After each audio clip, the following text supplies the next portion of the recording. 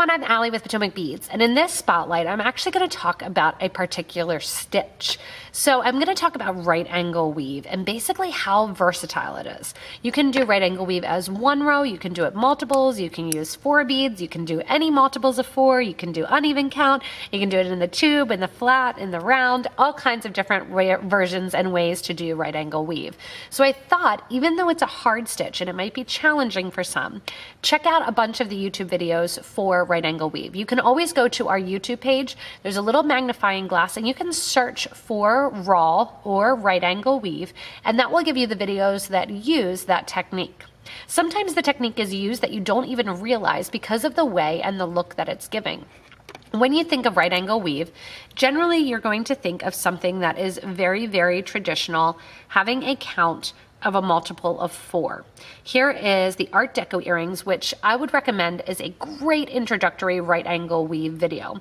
That, the Anytime, as well as the All the Time necklace are really good introductions to working with right angle weave. The Art Deco earrings are great because they also go into working with multiple rows of the right angle weave and how to basically downgrade and upgrade while adding those rows. So I would definitely recommend checking out those Art Deco earrings. In addition to the Art Deco earrings that use that very traditional groupings of 4, you can check out again that All the Time and Anytime necklace.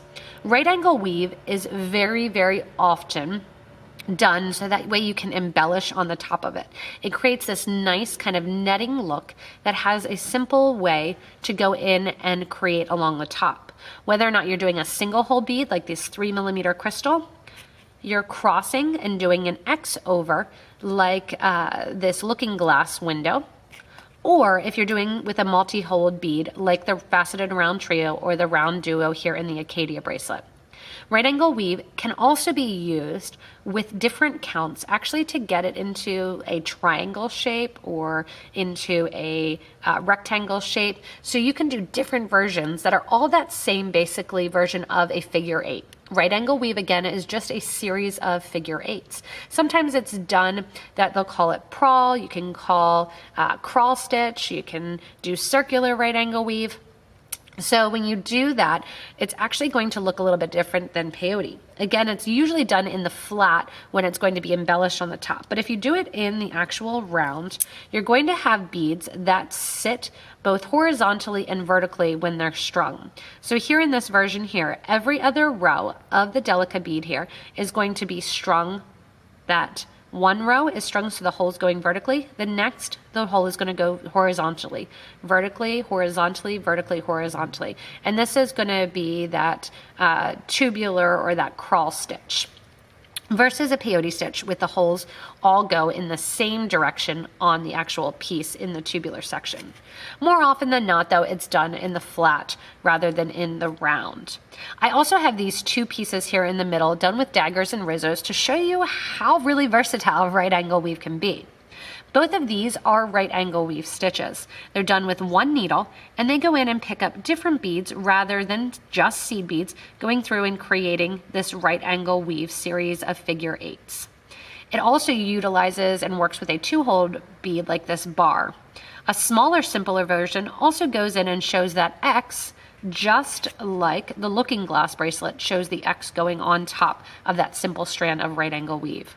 There are so many uses and so many varieties when it comes to right angle weave, whether or not you're doing it in a very, very traditional form and doing it on that grouping of 4. If you're doing it a little odd and using different beads, if you're circling it out like the All the Time necklace and actually creating beaded beads with it, if you're circling through and creating a rope with it, or if you're doing multiple layers and then using different counts to embellish and bring something up along the back like the Acadia bracelet.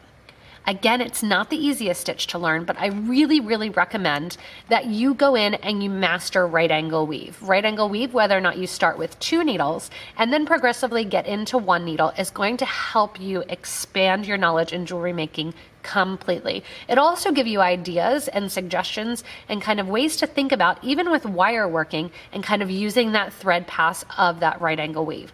Check out a couple of the right angle weave videos, expand your knowledge. You can even suggest and link in the bottom of the video, comment and let us know what your favorite right angle weave video is to help those that are maybe just watching this for the first time and are thinking, what can I do with right angle weave? So much. You can embellish on the top, or you can use funky beads and different shapes to get that original right angle weave kind of series of figure eights. As always with these videos, you can give a little thumbs up, you can comment below, as well as subscribe to this YouTube channel. You'll get regular updates from us when we come out with new spotlights, new tutorials, as well as new Better Beader episodes, and go live. As always, thanks so much for watching, and enjoy working with right angle weave.